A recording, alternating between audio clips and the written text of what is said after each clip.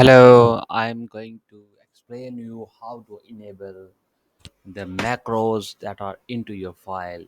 So first of all, you have to go into their file option and then go to the options, and then you have to click the trust center, and in the center you will find there is a trust center setting. So you have to once you have click on a trust center and go to macro setting. Here there are different types of trust centers. You have to go and press the protected view, and then go to here the macros, and you have to press this enable all macros, and then you press this one button and press ok, and after doing that you press ok again.